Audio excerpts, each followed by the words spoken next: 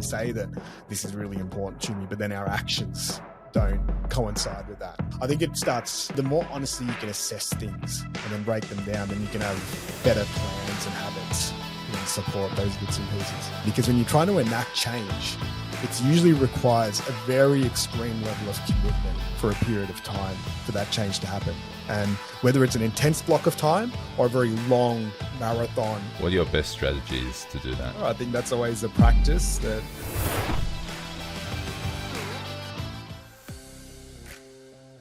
You're listening to another episode of Success with Purpose, where we hold conversations with the most holistically successful people we have the opportunity to connect with. We explore their journeys, their life-changing events, their perspectives, their mindset, and most importantly, their purpose. I'm Harry Goldberg, host, interviewer, and interrogator of this podcast. Father of the most incredible daughter in the world, husband of an incredible woman, and director and empowerment coach at Purpose Advisory. Hope you enjoy this episode, and don't forget to subscribe and like below. Now, let's begin.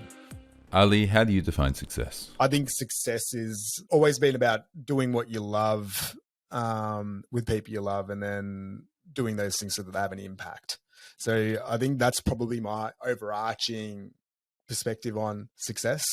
I think 5-6 years ago, I probably defined success a little bit differently. I thought it was all just about achieving outcomes that you set for yourself and executing on those. Whereas now, probably where I'm at in my life, it's more about, again, sounds a little bit cliche, but more about the journey, taking actions that are really aligned, having a life, living a life that's ticking a lot of different boxes, just not achieving, call it professional or career success, working on things like becoming a good husband and father. I think that's always a practice that probably isn't very natural to myself, maybe to most people.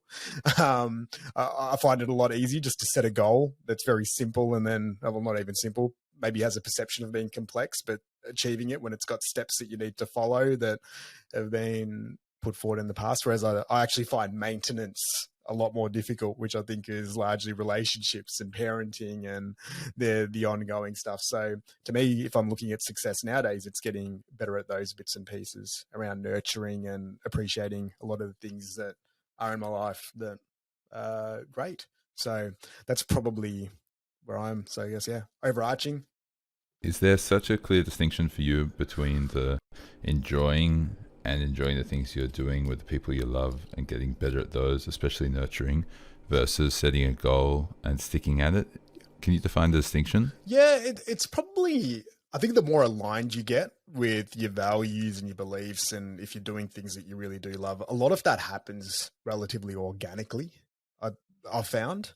Whereas there was times where, probably in the past, and especially when you're trying to find yourself and figure out who you are a little bit more, where it's just a lot easier just to set a goal, and then you can go with the perspective that, hey, if I achieve this goal, it's going to lead to this, right? Like if I get this promotion at work, if I get this role, if I start this business, if we hit this revenue number, I'm going to feel a certain way. And I think that's probably more what I've learned. And you only maybe get that from going through that journey, is that a lot of the times when I'd achieve some of those checkpoints, if I put too much weight on how it would make me feel, it was often very fleeting, the enjoyment of it, or largely disappointing because it doesn't actually result in those things when you do hit those expectations. But I think in a way you have to climb those mountains, or your own little mountains, to understand that. And then on the other side, you start reflecting like, all right, well, this year, I remember even looking at it maybe 4 or 5 years ago, like I'd set goals at the start of the year and I'd hit 80% of them or 90% of them or whatever it is. And I'm like, all right, well, on paper, I should feel amazing. Like this should be the best result ever. I've just lived the best life I could possibly live. But then you actually dig into it a little bit deeper. But so much of it was based on those highs, call it, or those moments where you set an outcome and you try to achieve it.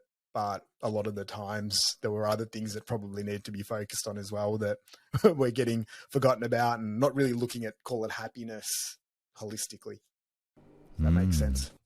No, that does make sense. So if I'm hearing what you're saying correctly, you were really focused on your business and your career goals, and feeling like if you're really successful professionally, then you were going to have this great elating feeling. It's going to feel awesome. Life's going to feel amazing. Yep. And each year you look back and you go, man, I achieved 80 or 90% of that. Why do I still feel so crap? Yeah.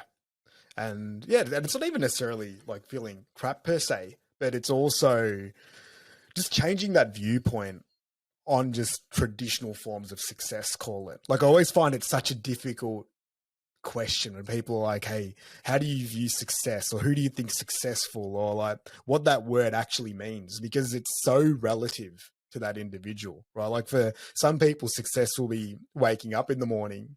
For others, it will be earning $1 billion, right? So it just can vary on so many different spectrums of what that looks like. And that for me was the big thing. It wasn't about, you know, not feeling good about achieving some of those things, but just seeing how I could enhance that enjoyment as well, and to add other bits and pieces into my framework. Whereas things like business, or call it career, they're easy ones to measure, call it, you know, I'll put in quotation marks, success on, right? If you're getting promoted, if your salary's increasing, if your business revenues are going up, you can track these things and you can be like, hey, I'm being very successful at these things. But we know it, just when you speak to so many people nowadays, is you can be successful in your role, in your career, or in your business, but what does that actually mean?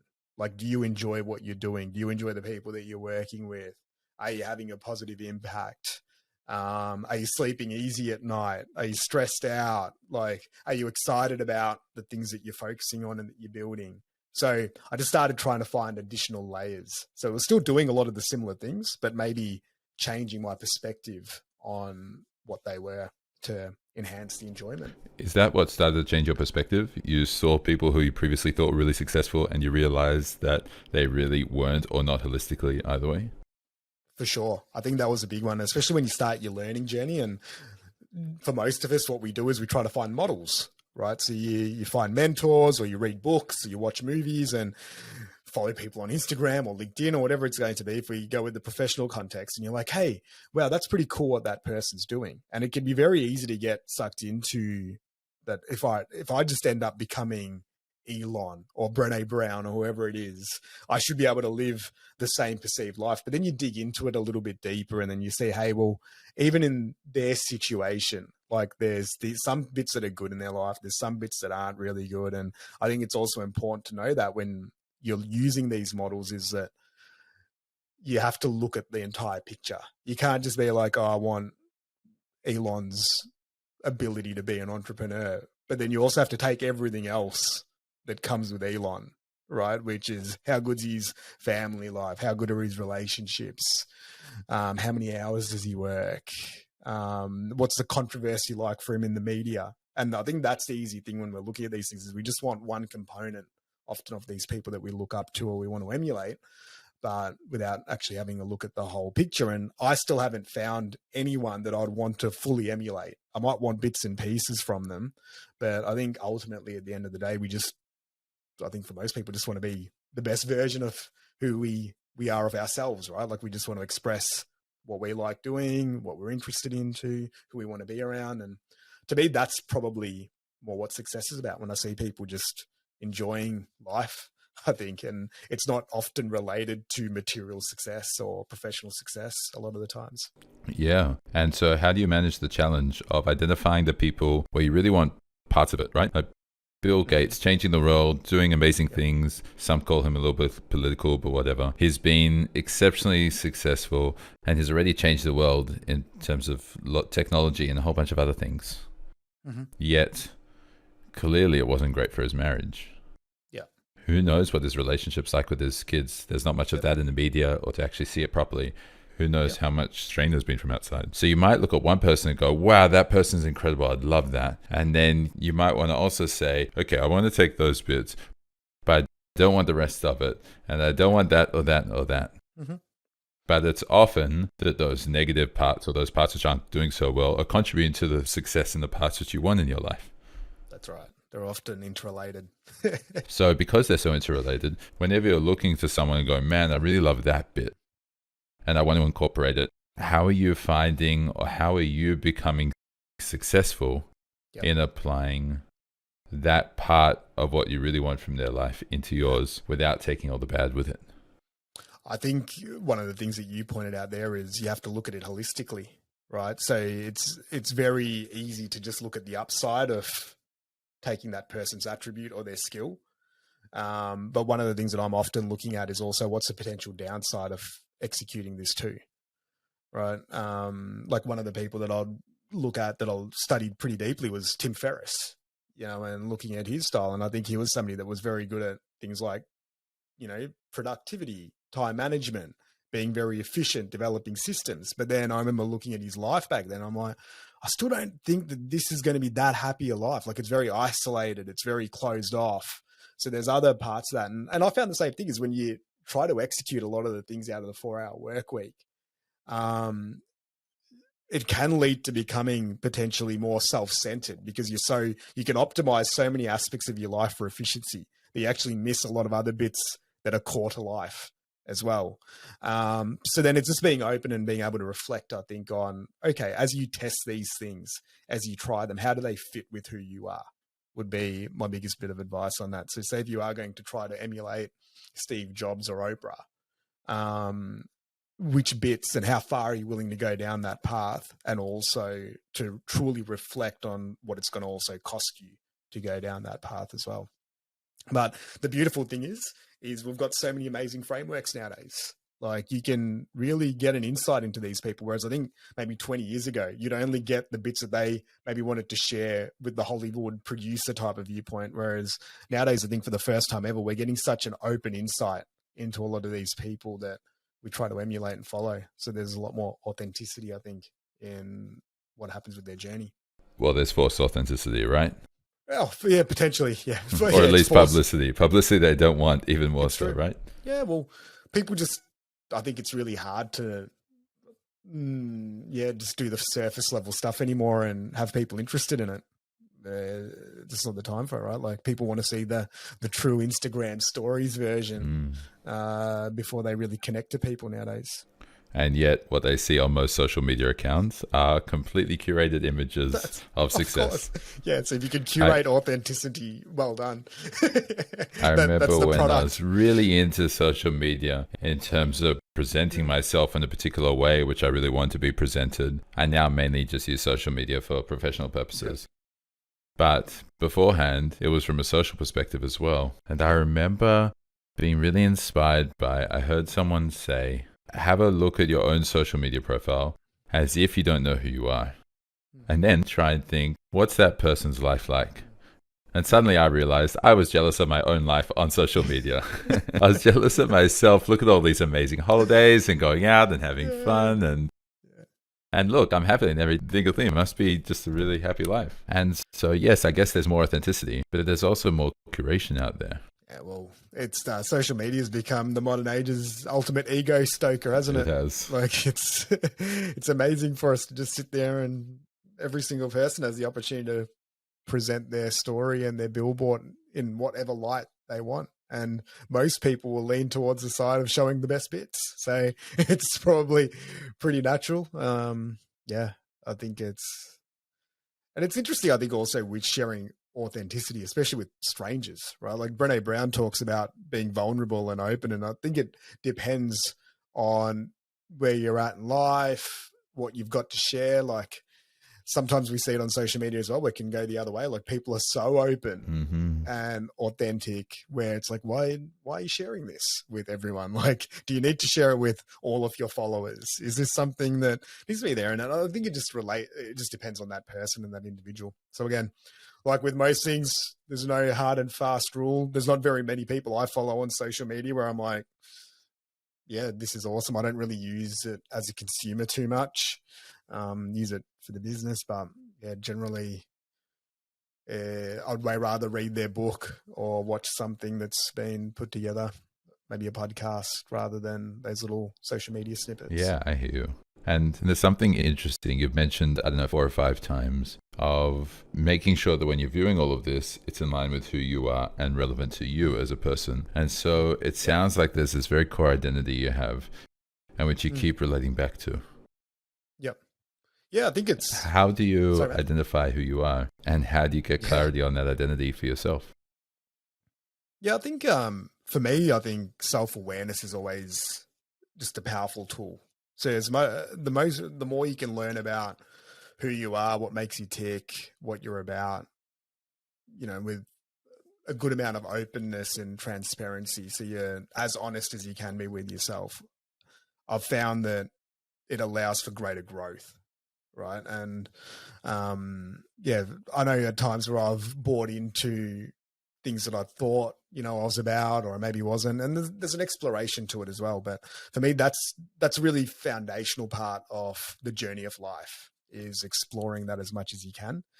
And it's something that I love sharing and trying to help others with as well. As like, how do you end up being the truest version of yourself? And how does that change as you go through different stages of life as well? Because who I was when I was 15, very different to when I was 20 to 25 to 30 to 35 to what I'll be when I'm 40 or 45. So I'm always looking for that next evolution, and at the moment, from what I understand, I can only really live my existence. I can influence and impact the worlds of those around me to an extent.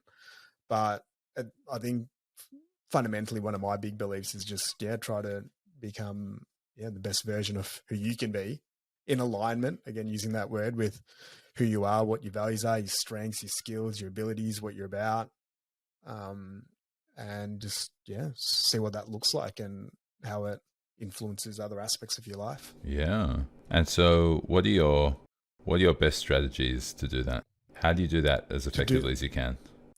Yeah. So one of the things, again, we'll go, I don't know, you've done an episode with Vin, Yep. Vin Zhang, who's an amazing human. So one of the things that we've sort of worked on a lot over the last 4 or 5 years is we have this concept called like life design and recalibrate, where we really dig deep into our lives and we analyze them and we go through a lot of different aspects. We look at the things that lit us up, like memorable moments. We look at down moments. We explore our values. We look at our passions and our skill sets and areas that we want to develop and enhance. Then we turn that into nearly like a business strategy, but for ourselves, where it's like, all right, well, this is our vision. These are the outcomes that we want. These are some of the actions we might need to take. This is some of the knowledge. This is how we're going to score it and have metrics around what that looks like.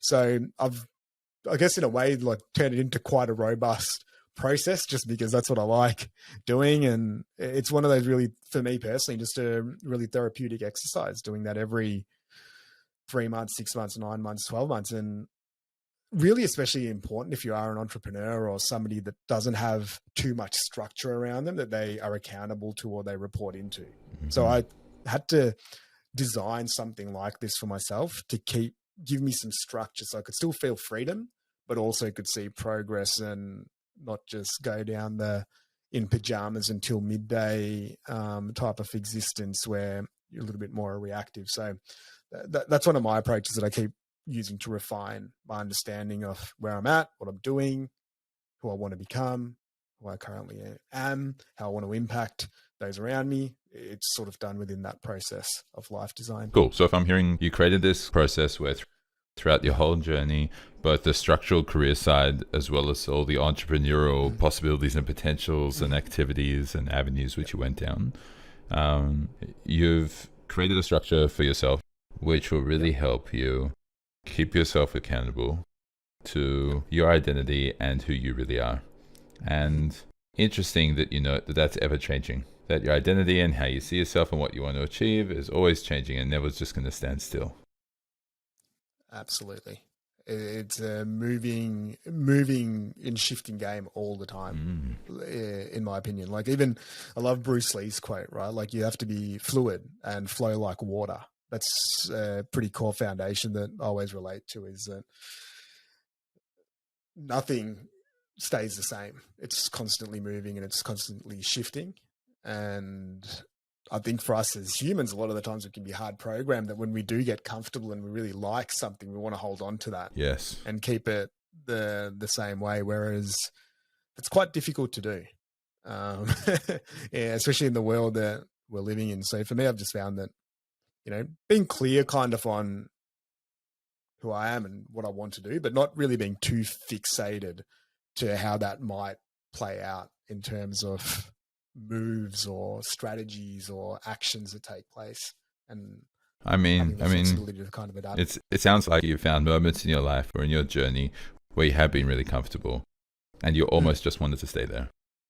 Yeah, I think everyone has that natural tendency. I'm probably less attached to that. Like I kind of I probably get more uncomfortable when things aren't changing, would be my natural tendency. Like if it's just the day to day on repeat, I really struggle with that. I wish that I could do that more. So I'm probably more suited to change and uncertainty than, like, if there was a spectrum of it, I think I'd be at the higher end of that spectrum in terms of being able to adapt to change. But then I think, like most people, you still have areas where you get comfortable, you get into a comfortable little hitting zone, but I'm usually trying to be attentive of that too. They're like, okay, am I just doing this because it's easy or it's comfortable, or do I need to then question that to maybe keep moving forward? Yeah, okay. Well, maybe now's a good chance to dive into your journey. So you start as early as you want to give people an idea of where you are. It could be from childhood or when you finish school, whatever. It's up to you. Yeah. Tell us more about Ali's journey. All right, this is I've done this one for a little while, but I think if I look back as a kid, I grew up as an only child. So and probably a relatively interesting upbringing. You know, as me as an only child, really close to my mum, quite an interesting relationship with my dad, which was ultimately not existent by the end. So I had this contrast. My dad was a little bit of a dreamer. You know, he wanted to be an entrepreneur, but never really executed it. So I could see that side of wanting to do things, but not actually delivering on them. So I think as a child, you're sort of learning these bits and pieces, and we didn't grow up with much. We had a pretty simple upbringing. You know, I'd say that, like, on the socioeconomic scale, it was definitely much closer to the lower end. You know, parents on welfare at times. You know, my mum ultimately then started working when I was 12 or 13. We migrated to Australia. So it was a little bit around me looking at, okay, how can I think a core part of me from a young age was, how can I curate my ideal environments? You know, like, because there was bits of mine that I really liked, and then there was bits of mine that I really wanted to escape and then get away from. So I think entrepreneurship even now makes sense because you get to design your own world. You know, like, I've always been a big fan of creating things out of nothing. You know, the underdog stories, the transformation stories. So that's something Vin and I were talking about this earlier today. You know, the love that we had for movies like The Mighty Ducks and Cool Runnings, where you have these great underdog stories. So I think that was very inherent early on in my journey. But then I'd say then I got into my teenage years, and it was the usual sort of, like, I think parts of my upbringing led to, I really didn't like authority, didn't really like school, didn't like the structure of things. I always used to question things like, why do we have to go 5 days a week? Why do we have to listen to this person that doesn't necessarily, you know, isn't necessarily an expert in their field? Why are we learning things that I'll never really be able to use or apply, or there's a very good chance that are irrelevant? So I was always wondering about, you know, like, structures and why they exist and why certain things is done a certain way. So again, curiosity and trying to question those things. Like, I think even in year 12, my attendance at school was something around like 45%. Yeah, wow. Or 50%. But what I was also trying to do at the same time, I'm like, okay, well, I think I'm going to need this stuff. Like, there's a very good chance that if I don't do okay in this, later on I could foresee that things are going to be a little bit more difficult because I didn't have much of a direction, didn't really know what I wanted to do. So then at the same time as I was not attending school, I was also trying to hack it. So I'm like, okay, what's the way that I can still go 40, 50% of the time? But can I get, you know, I was nearly 80-20ing it before 80-20 was a thing. I was thinking about how can I still get 80% of the result? And funnily enough, my ATAR score ended up around 80, where it should have been probably 40 or 30. But it was, okay, well, how can I deconstruct getting a decent result without having to really participate too much in this? And what I found was, if I got better at memorizing large amounts of data, reading faster, looking at practice exams and deconstructing those three things would probably give me 80-90% of the information that I needed. And even looking at the practice exams, generally they didn't really change too much. So you only had to really learn 8 or 9 different concepts and be familiar with them, rather than reading the whole book or going to every class. What resources taught you how to do that? Or do you just work it out yourself? Yeah, kind of just, I think, is just trying to deconstruct the outcome of how to get a decent result. It was then looking at what's available, what's like the most direct route to get to that outcome. Mm. Because back then the internet was still pretty new, so there wasn't much out there to show you how to hack different bits and pieces. But I was just kind of looking at the different tools that were available to me at the time. And back then, when the internet was new, they were putting up the practice exams online, but I don't think many people were really looking at those too much. Yeah. Okay. Cool. So you found some shortcuts. So found some shortcuts. Why we reinvent the wheel? Yeah, why reinvent the wheel?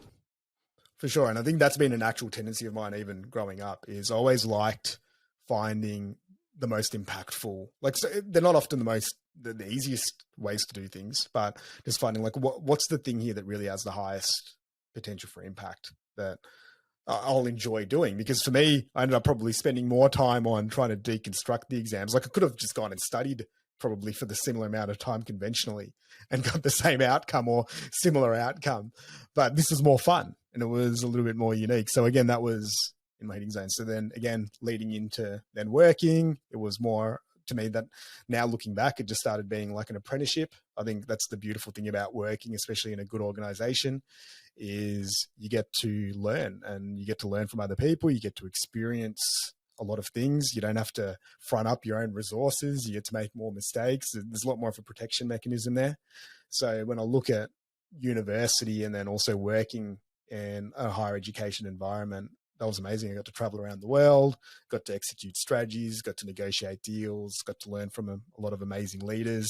So while that was happening, I was building a lot of core foundational skill sets. And then, then I think it was, all right, well, I love this job. I love what I'm doing in this space, but I can't see myself doing this for another 10 or 20 years. Like at some point, my learning within this ecosystem is going to max out. And I'd gotten to the point where I was pretty close to maxing out. There wasn't really any job within that system that I was then aspiring for. I've climbed up the ladder relatively quickly in that environment. So it was nearly, I could see the end point was coming pretty soon. And I'm like, okay, well now where I'm at this moment, what could be the next stage for the next 5 to 10 years? And then I'll link back, started reflecting on childhood a little bit. And I'm like, okay, well, I think entrepreneurship or doing a passion-based business could be the one. And it coincided with doing a course at NYU, which was on entrepreneurial thinking and leadership in the new age. It coincided with, pretty much the book, The 4-Hour Work Week, falling on my foot at the airport, reading that on the way home. And then digging into that. And I'm like, oh, well, this is amazing. This is somebody that thinks very similar to how I've been thinking for the last 5 to 10 years, but I've never seen it written down in this form or presented like this. So I'm like, okay, well, there's more of a framework here. And it actually, that was the first time I saw the idea of, a passion-based business or creating a muse. Like rather than doing an MBA, let's go and start a business related to golf, which was essentially FutureGolf. Okay. And I'm like, all right. So before we go there and then dive into the whole journey of FutureGolf, what do you think you'd attribute to the success you had in your career? Why you climbed up the corporate ladder? I know it's educational environment, but why you climbed up that ladder faster than most of your peers? I think in a lot of ways, in those environments, really big organizations, a lot of the stuff that happens is quite political. Yes. Right. So you're in, like, say, for example, in the academic world, there's a really big distinction between academic staff members and professional staff members. Yes. And you can only essentially become the CEO, which is in most of those factors, like the dean call it or the vice chancellor, if you've already got an academic background. And most of these people are generally specialists in certain areas that aren't really managing a big organization, but they're in those positions, through a little bit of development, but also more based on their technical abilities, which is great. But then it was breaking down and looking at, well, I'm not going to become an academic. So I'm in the professional staff environment, but I'm like, okay, well, what are the things that I've got here that are unique? So one of the things that was pretty unique is I was somebody that was on average, maybe 20, 25 years younger than most of my colleagues in that environment. So I'm like, okay, so maybe I've got an advantage here in terms of using things that are new, right? If I can communicate to the academics and people that are established, what it might look like to use digital or tech or new systems, there might be a little bit of an advantage there. The other thing was I found that there was a pretty big lack of quality reporting. So one of my mentors that I was working with gave me the great advice, which was know your numbers. If you're somebody that works in the tertiary system and you actually know the numbers and you know how to link them to the actual results, you've got a big advantage because most people are being relatively reactive. The other thing was I was pretty confident to communicate ideas as well. So I would go against, rather than playing the game of politics, because I ultimately didn't really care too much about the politics. Like, I'm like, if this gets too political, it's probably time for me to go anyway. Yes. So I'll just keep presenting ideas and what I think could work without really caring too much about the politics, being respectful, obviously, and playing the game, but communicating them in the way that were more linked to the result rather than whether it's going to annoy blah, blah, blah, or, you know, that person won't like it. Like, I'd factor those bits and pieces in because you need to know the players that you're communicating with. But it was really identifying who are the people that make the decisions here, who hold the ultimate power, who can make things happen, and then aligning with them. Right. And by aligning with them, you mean showing them how you can get them the results that they're after. Give them the results that they're after, and really clearly linking it to how those results are going to help them too. Because if they were playing the game of politics, for example, you can easily help highlight somebody above you to help them climb up their ladder or execute on what they can report on that'll be favorable. So I kind of let that happen because there were better political players that I was around that could do that. And then ultimately my role was developing and executing the strategies that would help the foundations of those results. And I think that made me, for certain people within the organization, quite a valuable asset. Yeah. That they could then utilize. Okay. So what was then that moment that made you realize, even though you know how to play the game, you knew how to present the numbers, you came up with ideas, you could bring the tech, you could do all this stuff that others weren't able to, or maybe the tech wasn't advantage enough anymore by the time you got there, you're too old. Yeah. But you had all of these advantages and you were able to play the system and you're doing really well. What was the moment that made you realize, oh, I don't want to keep doing this? It wasn't like a specific moment, but there was a few little bits and pieces. I remember we had one meeting, which would happen just once a month, and the meeting would only go for an hour. But by the end of my career, I just remember that meeting being something that I just always wanted to avoid, like, you know, as much as I could.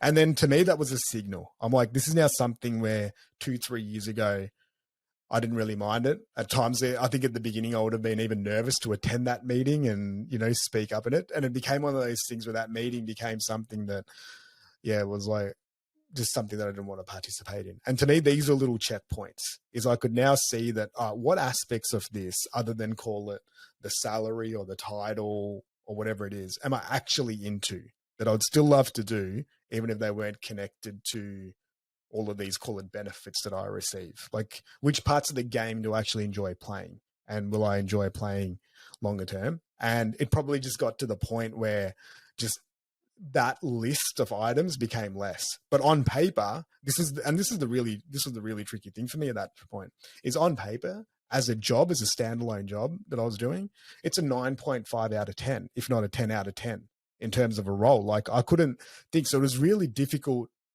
nearly decision and choices to make, to start thinking about the next step when you're already in something that's very good and that doesn't really make sense to a lot of people while you'd look at leaving it, you know? So that was quite a challenge. And, you know, especially when you've got a young child and you're trying to explain it to your wife that, hey, you know, I think that I can see the end point coming closer and closer here, but it's still very awesome. And it provides us with so much, but I'm now thinking about this imaginary golf club as a potential avenue. Like, what do we think? I think, like with most things in life, I'm a big fan. You just sort of back yourself in, see where it lands. And worst case scenario is, I'm just a big believer that most things are quite reversible. You know, like that whole thing of leaving a job, when I really broke it down, it's like, okay, well, if I don't have this job, will I ever be able to get another job again? Probably. You know, so once I got comfortable with that, will it be the exact same job? Maybe not. Like, that's the risk that I'm taking, but I might not be able to get a 10 out of 10 gig. But say if I go down this path and it doesn't work, I think within 2 to 3 years, I should be able to get myself an 8 or a 9 out of 10, all things considered, just based on what I was able to previously execute. Yeah. Okay. So I had a little bit of confidence there. So if you were enjoying the salaried corporate organization role. Yeah. Why so many side hustles as you were going through it? Yeah, because it's still, there was parts of that, because the salary and the benefits were one component of it. But I'll go back to the learning journey, and then, just the dynamics of, call it innovation, opportunities to create. Like, I think that I always had this inner desire that I wanted to go start something myself and really execute a vision start to finish. That was, more mine and more passion aligned as well. Like, I love that space, but it wasn't like the space that I was really, really passionate about. Like, I love education, love higher ed, and, I think it's an awesome industry, but it's not up there with, say, something like golf, where like that's something that I probably wanted to do with a lot more of my time, even at that point. Okay. And so you started FutureGolf, if my memory serves me correctly, probably a few years before you ended up leaving corporate. Yep. And then this was just this small thing you're kind of nurturing on the side. Yeah, very small. Like, I'm talking maybe an hour or two worth of time allocated to it for the first few years, like during the day, if I'd call it. And then as it kept building, because for me, it was like, I just wanted to sit, like, I think deep down in my head, I thought we'd launch this thing. I'd learn how to set up a website and a community, maybe get a little bit of experience, and then just go back to normal life, right? Like, what's the odds of it actually turning into anything? And I probably had that mindset on it for the first 3 years, 3-4 years, where it's like, okay, well, I know that I love this and I'm happy to do it, even if it's me and 10 of my mates. So it didn't really matter too much. And I'm like, okay, we're reading books, learning stuff.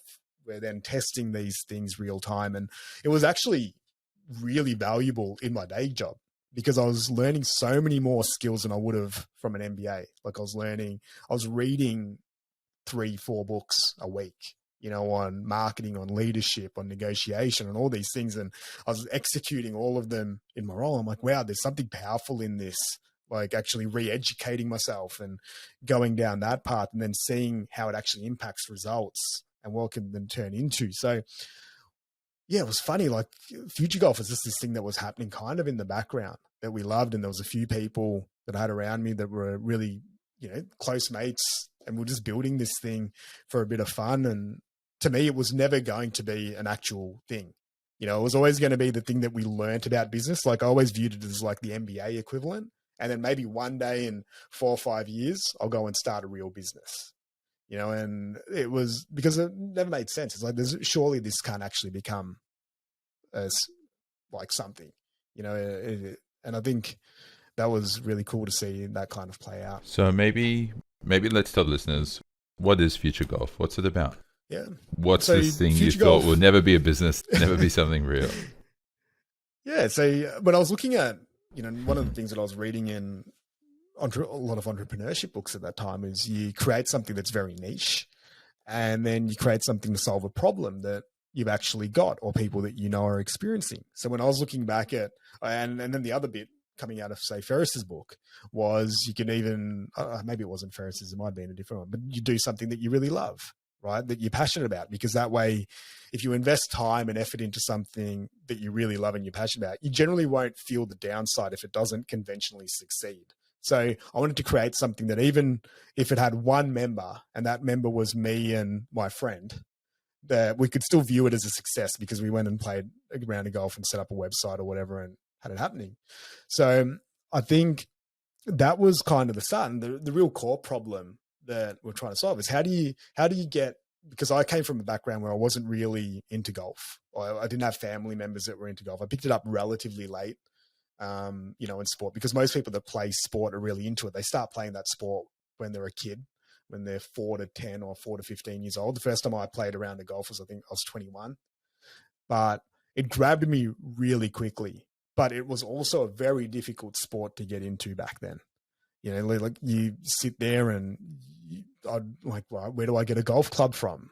Which golf club do I get? Where do I go and hit balls? Because you call up a course and like, no, sorry, we're a members course. Like, and I'm like, oh, how much is a membership? And they're like, oh, that'll be $5,000. And it's like, okay, well, that's probably a bad phone call. And then you call up somewhere else and it's like, all right, well, it's $50 to play. I'm like, all right, sweet. You rock up. And they're like, oh, do you have golf clubs? It's like, no, I don't have golf clubs. So there's all these different steps. You might go to a driving range. So I started playing in a thing called pitch and putt, where you play these really short holes. You have one club and a putter, and they're like 50-meter holes.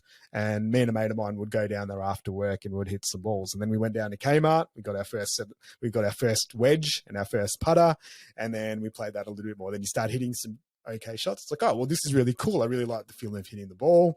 Let's go to the driving range up the road. Then you start hitting a driver and a few bigger clubs. And you're like, oh, well, I really suck at this. Maybe I'll go book in a lesson. Then you get a lesson and you learn a little bit more technique.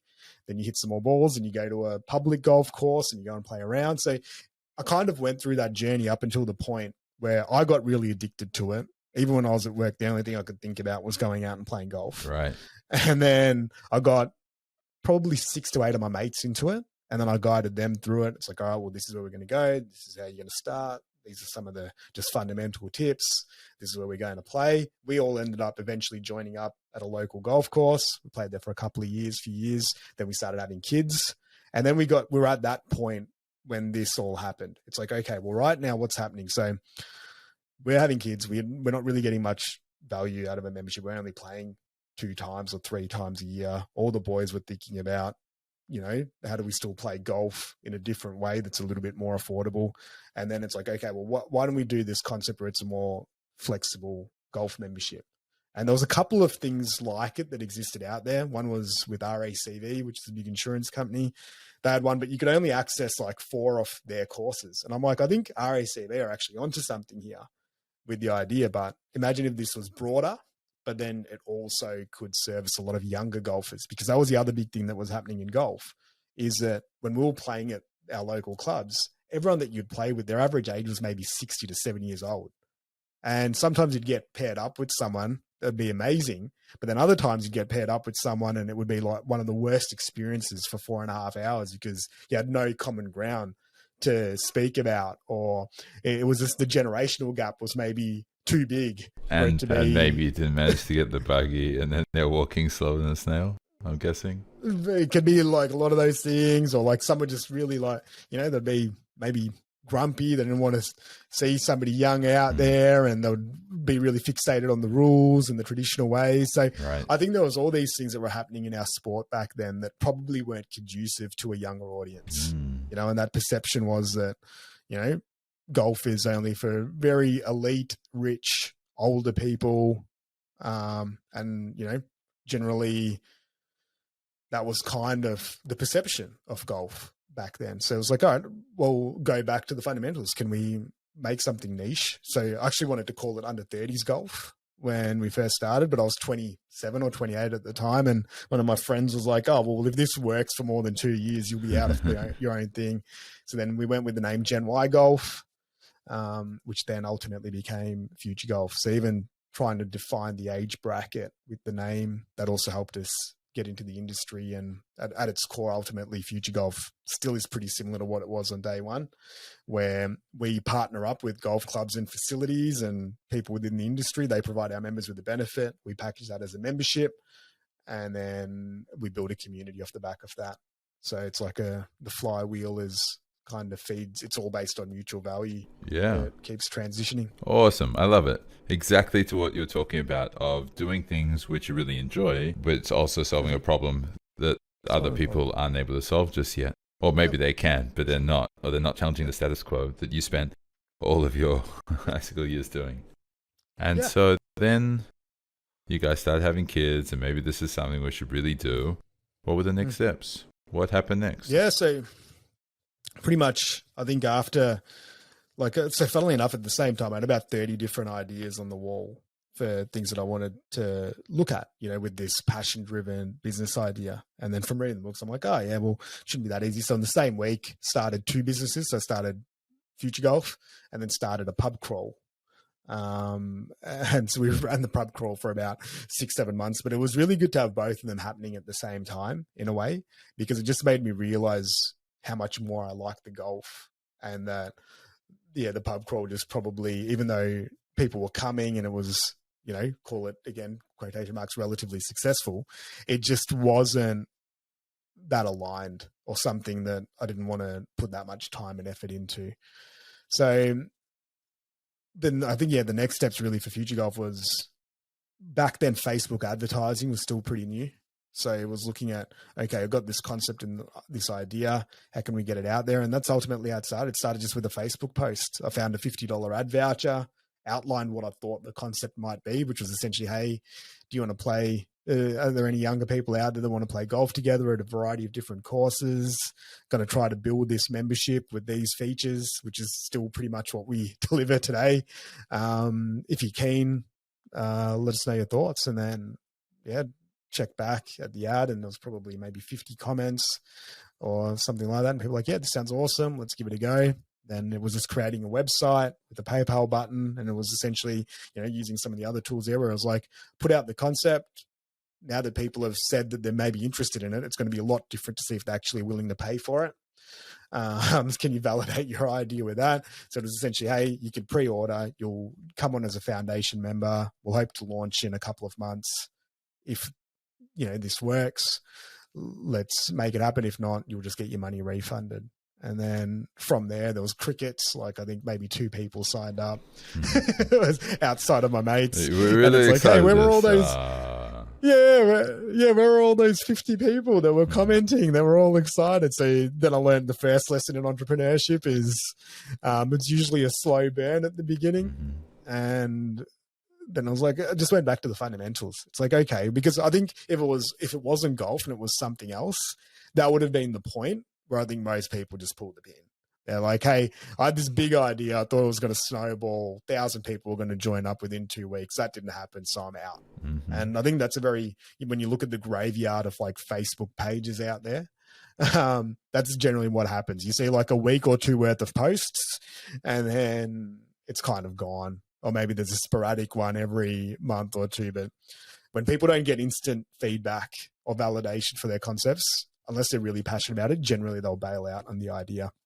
Okay, so, and you were saying it was just because you're passionate about golf and passion for creating the community you wanted to as well, and that's what made it all real. Well, for sure, I think it was just the persistence, call it, and also having a few really key people around me that bought into the idea very early on into the process. So the fact that they were around, and as I said, we were still going to play golf with 6-7 mates. It just made it a lot more feasible for it not to be growing or being all that successful at the beginning. But surely it wasn't just persistence. It was persistence in doing the right things and changing tactics and changing strategy, right? Absolutely. Because to me I was treating it like an MBA, right? So it didn't matter what it was going to do. I was pretty much locked into allocating at least a year worth of education and testing to it. In the back of my mind, or if it wasn't that, into the pub crawl or something. So I would have probably just changed tacks a little bit more. Like I was being relatively open-minded, but I knew that I wanted to read a lot of books and then try to execute them in a real life scenario. It's something that was essentially new. So that was a core part of the approach. And then that way it just took away any pressure on the result. And I wasn't investing large amounts of money or time into it. So I had a lot of flexibility. Like you hear that story, which is, I think, a very common one, where someone will be like, hey, I'm quitting my job. I'm going to sell my house. I'm going to get business cards in the domain and build a website and then see how it plays out. And I personally think that's quite a risky approach when you go all in on something, when you've done 0 reps in that game. Like you have no muscles in that environment other than the fact that you've taken a big chance and a risk on an idea. You hear those stories are quite rare where people just build a parachute really quickly once they've made that move. But most often that story ends up kind of sad or as a really good learning experience, because I love the lean startup model or the 4-hour work week model of entrepreneurship, where you just keep validating an idea, relatively low risk, and then see if it improves and if you get validation from the market as time goes by. That's my personal view on it. Whereas I think there is the other option where you just allocate a heap of capital to something and see how you go. But yeah, that's not the one that I really like. So what was the key, like the crucial change in strategy that you made from crickets to starting to gain some momentum? It's hard to think whether there's one like big move or not. But when I look back on it now, I think just getting the first partner on board was really big, because that's still the foundation to our model. Like when we had a golf club and facility that could now see what the benefit was of partnering with a concept like this, it made me think that this thing could be real. Because if one's on board, I'm like, we could get 4. And I felt like we needed 4 for it to be a decent value proposition. So once that approach got tightened, and again, I go back to other skills that I'd learned around deal making, presenting, communicating a value proposition, when I was able to find in which bits and pieces I actually wanted, just being new to the space, that really helped. And then being able to communicate that, we ended up getting 4 partners, I think, then within a month, whereas we didn't have any partners for the first 2 or 3. Right. So it's like, okay, now we've got something here that's got a little bit more product to it. I think, then we had something like, I think very early on, a cricketer, Glenn Maxwell, he joined up. So we were using him in marketing material just because he was related to a mate. He was living with a good mate of mine at the time. So then that helped. Then another guy, John, who's very connected to the golf industry, he kind of reached out and was like, hey, I love what you guys are doing, so I can help you because I know a lot of people within the industry. So then just things have started, that combination of putting yourself in the position, but then little opportunities showing themselves. It was just being attentive to those and then making the most of those little moves as they happen, Like even our general manager, Ro, he was just a member that joined up, like member number 20, 25, 30. He got boys like, I'll help you guys with finance. And then he just kept growing and evolving and driving the business forward. I had my mate Woody at the beginning as well, who was just handling all the ops and went and did like a golf rules course to learn the rules of golf and how to process handicap cards. So, I think at the end of the day, when I look at it, like even now, the core part of it was trying to communicate what we were trying to do and having people buy into that. But then just all the different people that came through the journey at different times throughout it. Some that are still there, some that aren't, but it's amazing just when you actually look back at the thread of anything to just see how many people actually play a role in making that happen, which is very cool. Yeah. Okay. And so you finally left corporate. Where was FutureGolf at the time when you left? I was still very pretty much unviable in many forms. It was like, I think revenue wise, maybe like 4 figures, 4 to 5 figures, so it's not really enough to hire or sustain a business. I think we would have had maybe 300-400 members at that point. So it was kind of ticking over a little bit there. But it was showing potential. There was I was already mapping out a plan to scale it at that point. And one of the big moves really was getting Ro, who was looking after our finance at that point because he was still working a full-time job, was seeing if we could get him in a position to come full-time into focusing on FutureGolf, because his skill now was at that point was to get us partners to look after the day-to-day of the business and make sure it was all ticking over. So if I could figure out a way to get him in there full-time, I think we had a pretty good chance at that period in the journey. And then we were able to pull that off. And then, just coincided with me kind of making the transition at a very similar time. I think I had 6 months of long service leave. So I took that to see whether we could make some things happen during that period of time as well. And then, we still, by the end of that, it wasn't this is a certainty by any means. There's still probably another year and a half of just complete grinding throughout that process. But I think that's that little bridge of uncertainty where people make the leap, and we're in a position where it wasn't completely insecure, but there was enough there where it could still go either way. We didn't know for certain whether this thing could fly or not. But then I think a solid year of full focus of both of us honed in, and then building out other aspects of our team. We then rebranded into FutureGolf at a similar time, changed our website, got more partners on board. Then it's okay, well, now we've got something here that has a chance at becoming a real leader in its category and taking the next step. So I'm curious, what was it? Because you mentioned early on when you were leaving, a lot of it was just because you didn't want to be there anymore. Yeah. And now you're talking about FutureGolf when you're leaving because you're really excited. Yeah. Obviously, it's both. But which one was it more of? Was it the pain, and when you look down the road and continuing career, you can see this frustration, it's a terrible outcome, versus the potential of what FutureGolf could be? Which one was it more? It was definitely the growth. definitely the growth potential Yeah. of what FutureGolf could be, or just what a life is in the entrepreneurship world could look like. Because the other version for me wasn't that painful.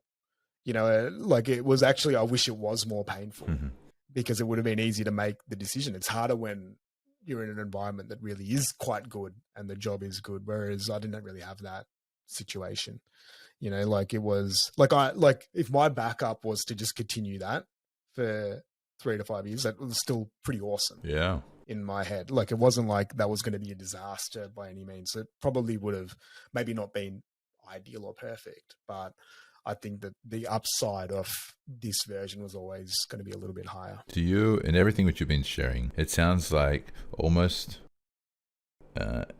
everything that you look at and the way you perceive every area of your life and every challenge that comes up is almost viewed in a really positive lens. Like even when you were talking about in high school, like there are plenty of kids who would be in that situation and they've got the same perspective where they want to challenge the structure and they don't want to be controlled by some kind of authority figure, and so they lash out and they go drinking and they drop out of school and whatever. But you saw it as really positive. I don't want to do it that way. I'm going to find another way around it. This will be fun. Is that apply in every area of your life? Is that just something that you see as a notable difference between yourself and others? Yeah, I'd say like now that you bring it up, I'd say it's pretty consistent. Like even my wife will often say it's like you just never really see anything as a loss. Like it's always got some sort of upside, or there's some lesson to be learnt from it, or and I think that's just maybe even the way that I grew up. It would have been very easy to harp on things that weren't working or wanting what other people had. But to me, I think it was always just, well, what can you do about it? Like, or what can you take from this experience and turn it into, like I always love the saying, like let's turn lemons into lemonade. It's probably one of the big things that I've always really lived by as much as possible. But when in your upbringing taught you that? Because there are plenty of people, I'm sure you still know some of them from your upbringing, who are nowhere near where you are right now. Yeah, hard to explain. Like, I'm not really sure what it is. I think when I look at the contrast between my parents is I saw one that was the dreamer that could never really execute. But then I saw my mum, which was like just the real big believer in like the world being an awesome place and just being, good to people and good things will happen and having those lessons even in tough environments. So I think it was that mixture of both, because on one hand, if I look back now, like my dad's experience probably inspired me that I don't want to end up down that same road. And then my mum, like, even though we didn't really have much, has provided lots of kind of confidence or self-belief, even though it wasn't really warranted. Like if you looked at everything that was going on, even when I look at my teenage years and what my habits were like and how school and stuff was playing out, conventionally everyone would say this is a shit show. But like mum would always be like, no, it's fine. Like, it's going to all be good. And so I think I had that just a level of maybe internal belief or confidence or something that just came from that, from the lessons that I learned from her. Yeah. Okay. And then it's interesting in this whole, in every example of everything which you've spoken about so far, it sounds like there are very few decisions which you actually make on your own. And there are very few ventures you've actually done on your own. Is that just part of your personality, or has that been a really conscious choice in everything you do to surround yourself with other people? Yeah, I think my general thread is I like having a big perception of freedom, or nearly like call it like maybe influence in an area where it's like, okay, I think that this is a world that we could create. And then I'm like, who's in? So that's generally the way that I've usually done most things in my life. It's like, all right, well, this is what I kind of feel like. I wouldn't say that I'm like the ultimate team player, but I love playing with the team, if that makes sense. Like, I think as a collaborator and stuff like that, it can often be quite difficult because I've got relatively strong views on, I think we should do it. Maybe not in terms of detail, but in terms of overall direction and the vision of something, I'm really usually quite strong on those things. But then I'm generally quite flexible with how everything happens within those parameters. So it's like, I don't know, it's hard to explain, but a little bit of a trade-off there where it's like, hey, here's the table, here's the game, this is how it's all set up, this is where I think we're going ultimately. Now, who wants to be a part of this? And do you think that you align with it? And that's where that team component and everyone else comes in. So usually as I'm thinking about these plans or strategies, one of the first things I'm thinking about is who would be best aligned with this thing that is coming through. Like who do we need for this? Who's the person that's already 80% that were born for this role? You know, like if you think about directing a movie, it's like, which actor do you want to play or star in that position? That's how I think I naturally think about it. But it's got to be your idea first, right? It's got to be your movie first. Most of the time, I think I'm the one writing the movie. A lot of the time. Like, I haven't participated in too many. Like, I definitely do in other people's movies. Like, but yeah, I'd say it's like maybe a 70-30 split. You know, obviously in family life, it's definitely not my movie. It's a shared movie where everyone, I play a supporting cast member role in that movie. You know, there's a lot of stuff, say that even things that I do with Vin, for example, you know, that's not my movie. So it's like, but it still contributes to the overall movie, if that makes sense. And then there's some bits where it's very much my vision and the film that I probably wanted to write. Right. So it's like everything you get involved with, it's either an idea that you've come up with first. Oh, yeah, this is an awesome idea, everyone. This is going to be great. Who's going to come with me? And then you continue leading the ship. And this is where the boat's going. And we're heading that way. And it's going to be really cool. We'll work it out as we go. Who's coming? This is going to be fun. That's right. And there are other things where you've almost just co-created a really cool idea. And you're like, hey, I think we could create this really cool idea together. What do you think? Oh, I think that could be great. Oh, awesome. Let's do that together. Done. And then you just work on it together and grow it together. For sure. Yep. Which you've done with Vin and your wife. And I'm guessing a whole bunch of others. They're the big ones. Kids. Yeah, no, there's a few more, but yeah, generally they're the big ones, you know, because I think, and it's always around, like, I'm just always big on like mutual exchanges of value when you're doing stuff with other people. And then also aligning that with each individual. Like I don't know if you feel the same about this, but I just think that with most things that are brilliant, there's just a really good exchange of value, both for the team and also for the individuals. And when that falls out of balance, it then gets a little bit tricky. So again, when you participate, say, call it create worlds, we have a lot of that happening. It's way easier for everyone to collaborate, to contribute, to feel a part of it, to provide their input. Whereas what we see in a lot of, call it worlds or organizations or environments, is the very hierarchical. There's not really all that much for input. Most of the people that are playing within those environments probably aren't flourishing. So there's that little balance. And that's kind of even going back to the school environment that I was talking about. I'm like, this is a great structure. It could be amazing. But the way it's being executed, in my experience, isn't really aligning all that well. Like, why do we have to come at 9:00, 5 days a week, when maybe if we're lucky, we learn one concept that's got any real relevance or value to anything that's going to be relevant to a 15-year-old, right? Like or that they need to learn about. Like, I'd much rather at 15 be learning. Like, I remember it was the sessions where you'd have like a footballer come in and tell you about how they navigated their career. They're the things that you really remembered, rather than curriculum. Yeah, right. That was often outdated. So there's just, I think, that questioning mindset is maybe very inherent, especially in entrepreneurs, like whether it's curiosity or questioning or look out, because that's ultimately what we end up doing. We create things that also then question the established way. Like, you can't just go around creating the same idea that's been created before and expect a result.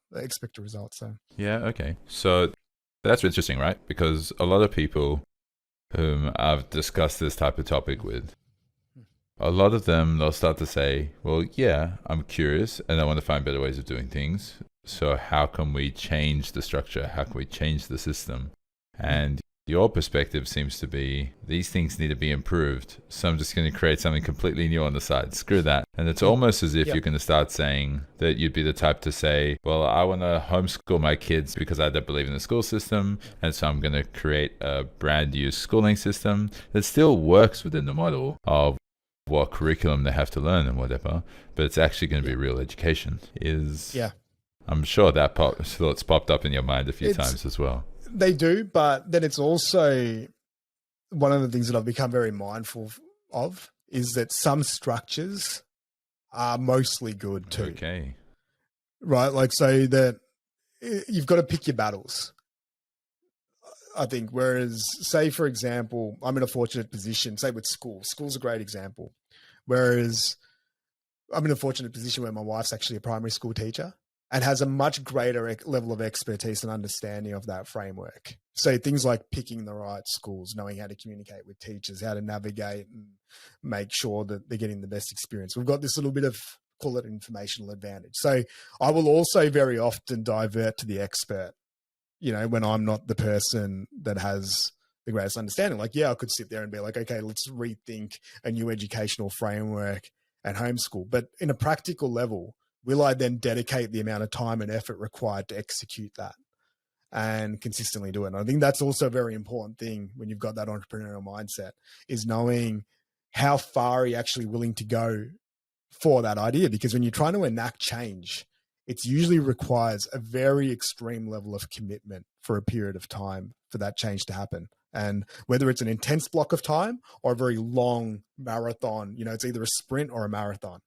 But it's very hard to enact change in one swift move or in a short period from what I've seen. So say things like redesigning our kids' schooling, even though I might see some benefits in that, I probably wouldn't go down that path because I know that that's not my area of expertise to really innovate in at this point. Who knows, might change at some point in the future, but I would probably be more so the type that would go and speak at a high school and then share some of my concepts and ideas on how they could maybe hack a result, or how to get them ready for career choices. Or even when I'm looking at our kids, it's more around trying to train them from a young age on just thinking about some of those things that I wish that I'd learned in school, whether that's, you know, negotiating or communication or setting goals, like some of these little fundamental things that maybe you don't necessarily, I think even nowadays, a lot of schools are doing these things. So, yeah. Yeah. So cool. sometimes it's change it completely. Sometimes it's adapt it. Sometimes it's join forces. Sometimes it's go with the flow, you know, like it just depends. I'd try to keep a relatively fluid approach to most things. There's just very few things that I've found that are black and white in being right or wrong, or, you know, there's limitations to thinking like that as well. Is that something you've learned to do? I don't know. I think it's maybe always been in the nature, just because if you're adaptable to change, generally, you maybe just have that mindset. Like, yeah, it might be pre-programmed somewhat. But I think just from reading a lot more over the last 5 to 10 years, you just see so many more different perspectives, speaking to different people, getting more insights. To me, it's just, well, all right, if, say, for example, you look at leadership, right? If you only read one book, you might just buy into that one person's views on leadership. Whereas if you go and read 10 or 15 books on it, you'll get a much more colored approach on what leadership could look like. So now you automatically start questioning what you read in book number one, because you're like, okay, well, Jocko Willenick said this, Brené Brown said this, Eckhart Tolle said this, Will Smith said this. So it's like you start just seeing a lot more different dots. And then from there, I think that's just trained me in that process of analyzing a lot of different dots, as I'd call them, and then connecting the ones that I most align with. Okay. Because it doesn't necessarily mean that what I'm doing is right or wrong, but it's just more aligned with how I'm seeing the space of the game at that given time. If only you could take the seal out of Jocko, yeah, and the vulnerability from Renee, and the spirituality that's from right. Eckhart Tolle, you'd be incredible. Yeah, that's right. You get a more rounded view, I think, at the world, and that's for me ultimately what it is like when you look at just human beings in general, we all are just so similar yet so different. And I think that's the same even when you look at topics like success, or you look at business, or you look at careers. Like at its core, everyone's kind of doing the same thing. Like people want to do a job or do work that to them is meaningful, that they get rewarded for well. But then it just happens in so many different shapes and forms. So that contradiction and that paradox is always existing. So to me, it's just about trying to my best to evolve with that and then keep it aligned to who I am at that given time. Yeah, okay. And do you ever feel that when you just hone in on, instead of just honing in on one particular topic or one concept or one teaching, and by going forward, Yep. that sometimes you're limiting yourself by going too broad, and by increasing breadth, by default, you're going to be reducing depth? Yeah. I think it becomes that same paradox, right? Like there's which one's better, being a specialist or being a generalist? And one will argue it one way. The specialist will generally say, no, it's the best just to be a surgeon for 20 years and then you finish your career as the best surgeon in the world. And then the generalist will say, no, it was great because I had 50 different things that I was good at and I was able to combine them all into something that was of value. So again, it goes down to where you're at. Like I've always admired masters of a singular craft, but I've never been one myself. Right. Like I love, like even when I think about somebody like Vin, one of the things that I really admire about him is how he can go pick a craft like magic or keynote speaking or communication, and he will just hone in. He has the natural ability to hone in on that thing just for such a long period of time, and then uses other skills that he's got, like in terms of distilling it, figuring out different moves, understanding the game. He uses a combination of moves to give him really rapid mastery, right, in a specific vocation. I love watching that. Now, will I go and execute that myself? Probably not. I'm one that likes things to happen a little bit more fluidly. Like I like big moves that happen just from waiting for the right moment of timing and opportunity. I like playing around. I like doing a few things that don't really make sense, that maybe don't link to the overall thing, but then I'll pick and choose from them and see how I'll integrate it at some point. So it's a little bit more wide ranging for me. And that's the type of experience that I want to have, where follow your nose a little bit and then see where it ends up. Yeah, cool. And it's surprising for me to hear that from you. And I agree with your perspective, but I didn't see yourself and Vin as being that exceptionally different. Yeah. You have some differences, but I just see so many more similarities than differences. Yeah, no, we're aligned. We're aligned in heaps of ways, but then we do have our little differences as well, which I think makes the relationship really cool. Because one of the things is, I think we have slightly different approaches with how we go about things, but we're very aligned with the way that I think we're both wanting to be students of life and learn as much as we can and sort of explore different things. So that's where we kind of come together. But it's awesome having somebody like that where you can share different ideas with, and then I go with it with the perspective. But if he's got the contrasting perspective, it's not one of those ones that's really jarring where it's like rubbishing the idea or the concept. It's more like, hey, I think that's really good, but have you thought about it like this? And then obviously he's got a great way of communicating too. So it's awesome to be able for us to just ride that journey together. And so you've spoken a lot about the peers that you connect with and the peers you choose to do things with. And you've made a few mentions of mentors, but we didn't really explore that topic. How do you choose someone to be your mentor? How do you find them? How do you approach them? How do you make sure there's someone you actually want to accept influence from? Yeah, for sure. I think, and funnily enough, like for me, mentors come in so many different shapes and forms. Like a lot of people think of the mentor relationship as you go find your Yoda and you do a big reach out, you meet with them, and then they mentor you every week for 5 years, and then you get all their skills and then you become the master. Like I probably haven't had too many mentorship relationships like that. Generally, most of my call it mentorship relationships have generally been done through mutual forms of learning or working together, right? Like I usually try to turn them into that because I feel really bad where it's a one-way relationship. If I'm just going to a mentor and just extracting all their knowledge, but not then adding any value to them. So when I look at mentorship, I'm trying to say, okay, well, who can I learn from? That's even like when I'm looking at people that work for me, or potentially that I should be their mentor, I'm also then looking at ways that I'm learning from them, because I love hiring people that have a skill set that I don't have, and then being able to conceptualize what that skill set is. So my mentorships vary, right? Like I would count Tim Ferriss as a potential mentor, even though I never met him. Like most of these books sitting behind me, I'd say that they're mentors in different ways, because a mentor is just ultimately someone or something that provides a bit of information that you can relate to and implement. To me, that's what the mentorship relationship feels like, or they provide an insight to you that you couldn't really see before. And then a lot of the times that just comes from people that nowadays are just close to me in my life.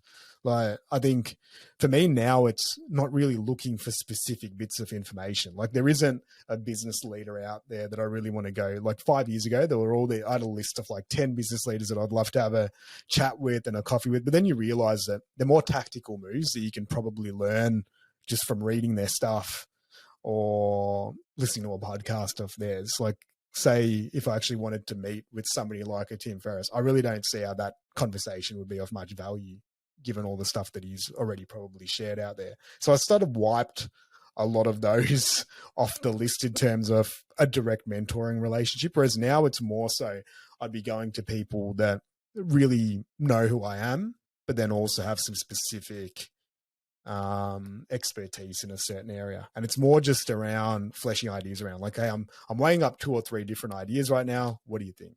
And getting their opinion. Do you think this fits? What am I not seeing? Can you see something a little bit different? Yeah. So okay, so mainly, if I'm hearing you correctly, mentorship is really just about the connection with people who are going to hold you to a higher standard, and that they're going to keep you accountable to it, and that you just spend more time with them. For sure. It doesn't and also they actually have more spots. skills than you in that area. Yeah. Yeah. So, like, I think it's more around seeing blind spots. You know, I'm asking them more questions of, like, is there anything here that I'm not seeing? Is there, like, one of the things I'm usually asking about now is like, is there any bullshit in what I'm talking about? Like, is this actually real? Like, trying to get those insights more so, and then collecting them from people that actually know me rather than trying to find X who scaled a business or something like that. Just probably don't have as much interest in that. Anymore. No, that's fair enough. And it's an interesting perspective, right? Because it's no longer just about trying to get part of the, join the millionaires club or join the billions club or whatever. It's, would you see any value in being able to connect with a whole bunch of people who've been super successful in startup world, where they've all built, I don't know, hundreds of millions of dollars of businesses from the ground? Is that an environment you'd want to see yourself in? I think it's definitely valuable depending on what you want, and what stage of your journey you're into. Like, if I look back at my early stages of, say, FutureGolf, like, I remember going to things like Startup Grind, going to all these events, and you're just ripe to collect all this information. And at that point in the journey, when you're early on, you need a lot of tactical information. So if I'm speaking to a university student or somebody who's about to start a business, or somebody who's about to change a role, and they're going into an environment that's very, very new, and they haven't done many reps in that environment, I think you need educational-based mentors. They're so valuable because that person can just guide you on that path, or you can see their story and you can start picturing the different things that you're going to encounter. Right? Like, there's very little in life if you say climbing up a mountain, whatever that mountain may be, that somebody else hasn't done prior to you. Like, there's very few mountains that have been unclimbed. Yes. So I think if you can find that pathway, it'll at least make the doing part of it a lot more easier, and you'll feel a bit more supported. Like, I remember seeing even, the team from Vino Mofo early on speak, and just how much of an impact that had when designing things like FutureGolf and just going to different conferences, going to different events. So I think at that part of the journey, very, very important.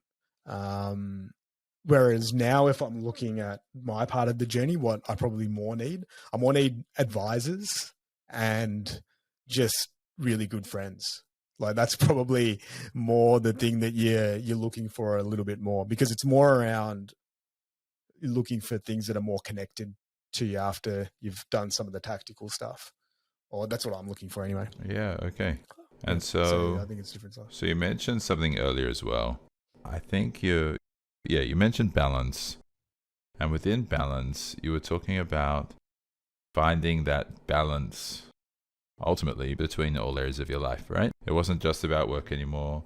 It wasn't just about the career or FutureGolf. It was about so much more. Mm-hmm. How have you managed to, and what have been the best ways that you've found so far to manage to find more balance in your life for family and social and all of that? Yeah, I think I love strategies and I love plans. So I just implement those in all aspects of my life. So I don't really look at it like in terms of balance. I just look at, like, for me, it's just around full alignment, because I think balance means that you're doing trade-offs a lot of the time. And even I remember back in the day, you know, like what's work-life balance? And I'm like, what if there was option 3, which was just, you don't have to worry about it. It all kind of feels the same and it's all awesome or not awesome, but it's just life, right? Like, there's no real distinctions within it. So what I now do, rather than looking at balance, because to me, balance means like, all right, I'm working too hard, so I now need to balance it.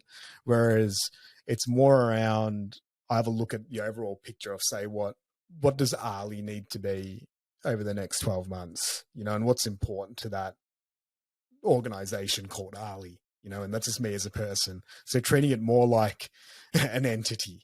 And then it's like, okay, well, I think Ali really likes his family. He wants to be in a happy relationship. He really likes doing work that's impactful. So then it's like listing out all these different things, likes playing a bit of golf, likes traveling around, maybe wants to learn a new skill like drawing or playing a song on guitar. And then it's mapping out all these different bits and pieces. I generally do this in a really big session at the start of the year and then flesh that out. And then I'm like, okay, well, these are some of like, call it the general themes and the outcomes. Now, what are 3 to 5 actions that I can take for each of these? And then what's some knowledge that I need to now bring in? So I call it, made it up, I haven't seen it anywhere else. It's called the OAK method, which is outcomes, actions, and knowledge. And then for nearly anything that I'm focusing on, I'll just break it down with those 3 concepts. So the outcomes generally either a metric or something that I want to hit, or maybe it's just a general theme, you know, like learn more about this. And then it's like, okay, to learn more about leadership, what's 3, 4 actions that I can do? What's 2 to 3 bits of knowledge that I need to then pick up as well? And then I flesh that out. I go pretty hardcore. I flesh it out in a tool called Asana. And in Asana, it's pretty much got my entire life in there.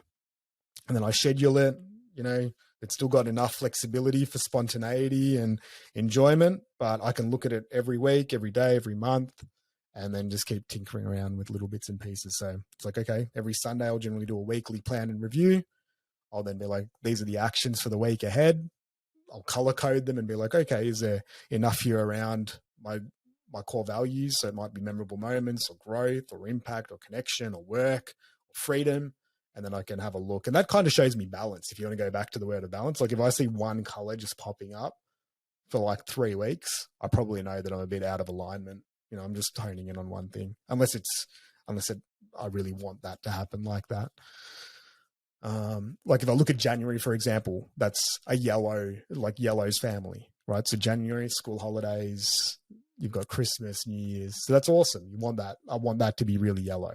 You know, like if I saw January looking really blue, which is, call it freedom and work, then I'm like, okay, maybe I need to just check that out a little bit, because at that point in time, I know a lot of the other people around me are probably, it's more about connection and engaging in those awesome activities. Yeah. Okay. Now, what I love about this is there is a bit, and I really like it because it's obviously you and Vin have created something like this together, because he was explaining it as well on the podcast. You can listen to this episode. About how he schedules pretty much everything. One of the key insights that he shared from it is that it's actually improved his marriage more than anything else. Yeah. Because now he can schedule in family time, and his family actually has a space inside the schedule rather than outside of it. Have you found the same thing?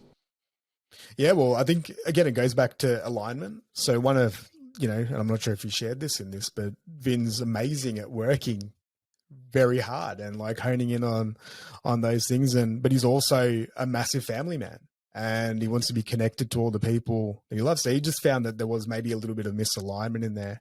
And then there were some of the tools that really helped him. And I've watched him do this over the last couple of years, where he has a family meeting with Paywen. I think it's every month. And then they lock in exactly what they're going to do and they schedule it in. And I remember even at the beginning, like suggesting that to him, and then me not implementing it for a while. I got lazy with it, and then seeing how it negatively impacted parts that were working really well. So again, these are just like awesome habits.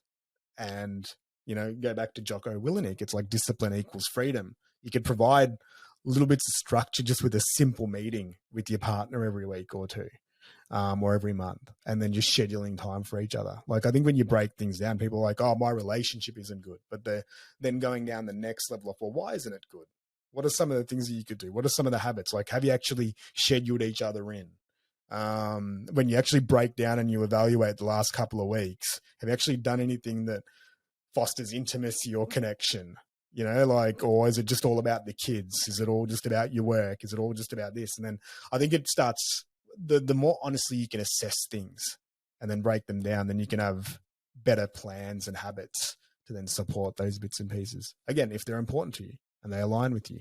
Because these are the other things that we often do, is that we say that this is really important to me, but then our actions don't coincide with that. Like, people will very often just say the generic thing that they think they need to say.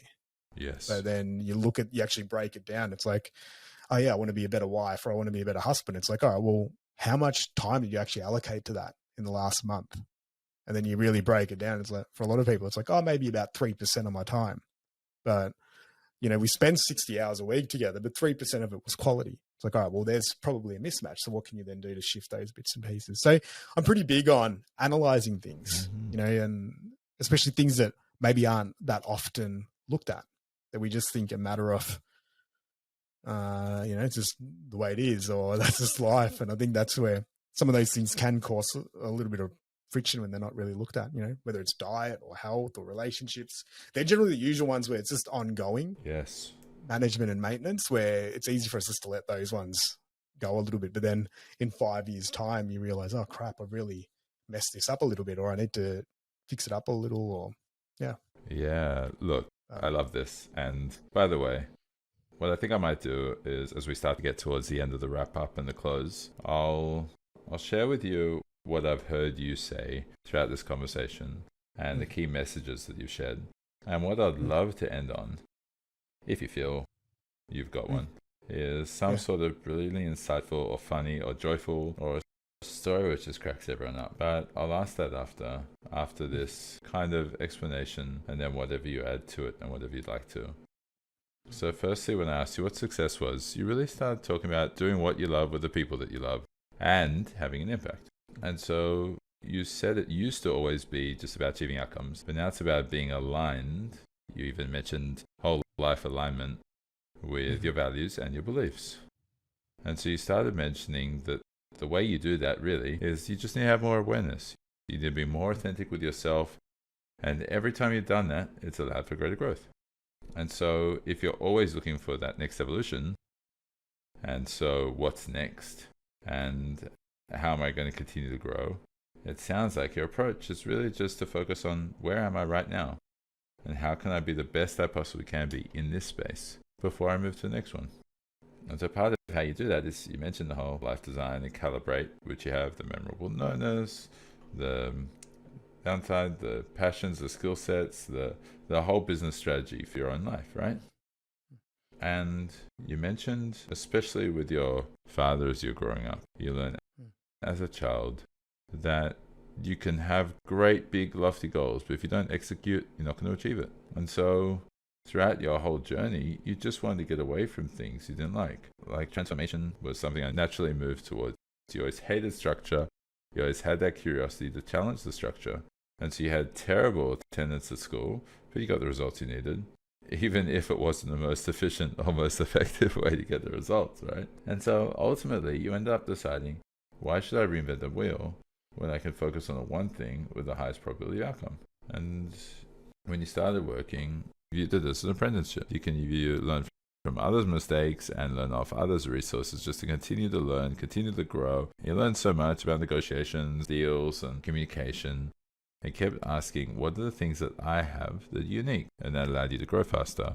So a lot of people listening to this are going to be really focused on the career and how can they grow and how can they be even better than they are right now? How can they get that promotion faster than other people? Because ultimately it becomes more of a pyramid, right? The space at the top. And the examples you shared is you were younger, you could bring in the new, and there was a lack of quality reporting. Your mentor said you just got to know your numbers and you're confident to communicate ideas really well. Who cares if it's typical? I'll just leave, right? Care about it, but not too much. And that was really powerful. I think regardless of whatever industry you're in or what environment or corporate or your own business or out on your own, linking results to how well it actually helps decision makers is such a powerful process. It's literally the value proposition of every venture, whether it's a small idea or an entire business, right? And so you started looking and you finally, you started up FutureGolf as a side hustle because you really loved it. and you found it was a niche to solve a particular problem that no one else was doing. You love doing it with friends as well. And you finally got to this point where you're like, I've been learning so much. I've been treating it like an MBA. Instead of doing an MBA, I've actually been applying things I'm learning and always learning. And I always want to be adaptable. I don't want to be limited to just one view. And so throughout this, you just went, yeah, mentorship, relationships, they're important, but they're mutual forms of learning together. It can't just be one way, or I feel bad if they're just one way. So I'm going to find people with a skill set I don't have, and then also help them with a skill set or a resource which I have. And so even sometimes that you hire, you can consider them to be a mentor. I think you said that almost everyone in your life is a mentor.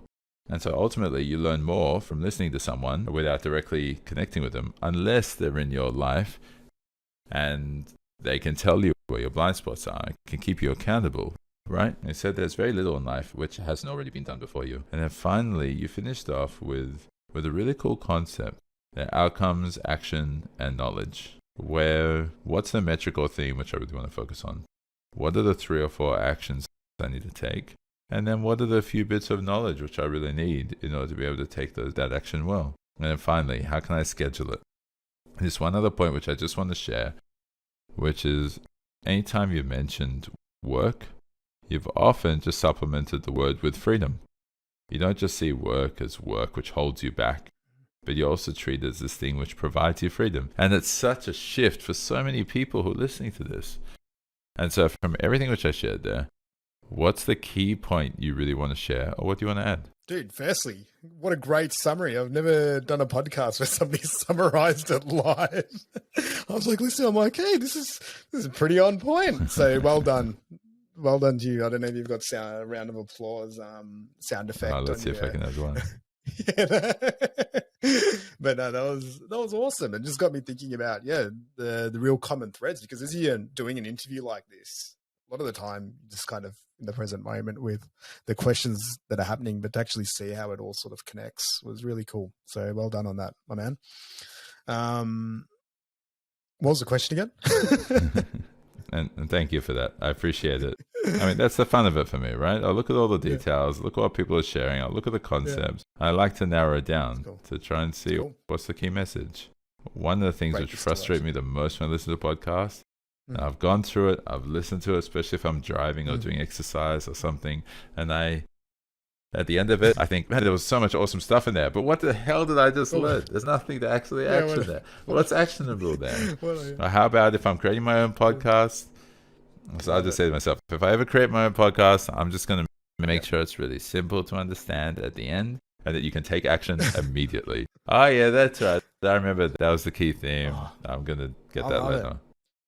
That's why I love books. Again, we go back to the 4-Hour Workweek. I love that book because it had so many actionable tips and then really good summaries at the end. And it was just always in your face how to action the book. So awesome method on that. Cool. Well done. Do you have an awesome story to finish us off with? Yeah. So I think the way that I would wrap it up is for your listeners out there is, if you can continue on the pursuit of finding the truest version of who you are, that to me is the game. That's how we learn. I believe that you learn the most about life. The more that you can understand what makes you tick, what impact you want to have, how you want to, I guess, ultimately live this life that nourishes you in many ways. That's what it's about. And then I've found that things like growth, curiosity, freedom, having fun, being around really good people, doing things that light you up, that's for me what I really like aligning with. But that might be different for other people, and I think just having a really open mind to that. That's the other thing that I really try to practice as much as possible is don't judge people for how they roll and what they do. People are so uniquely different into the stories that they're crafting for themselves. And it's very hard to control someone and to try to influence them. But that's also a very natural tendency for a lot of people, whether it's in structures like school or the workplace, where everyone wants you to fit a mold. So find a mold where you can thrive in and that you can grow in, and constantly examine what's going on in your life, what opportunities you've got available to you. You mentioned before, like I never call it work. I just don't. Like I really struggle calling it work, because to me that's nearly a negative word. I think work leads to nearly martyrism, where it's like, I work so hard, I do this, and I dedicated 10 years of my life to this thing. And to me, the word work feels like it's got a real big potential for loss on the other side if it doesn't really play out how you want it to. So I look at work as just one form of being a vehicle towards freedom. Like to me, like the things that I do that would, in quotation marks, be work, they're always linked to freedom in the sense of, I think I view money as a form of freedom. I use time as a form of freedom. I use material things. I count that in the same bucket. Environment in the same bucket as freedom. So rather than it just be based purely on work or income, it's got multifacets. Energy is another form of freedom. So maybe it might be that is what's your own definition of freedom? What makes you feel free?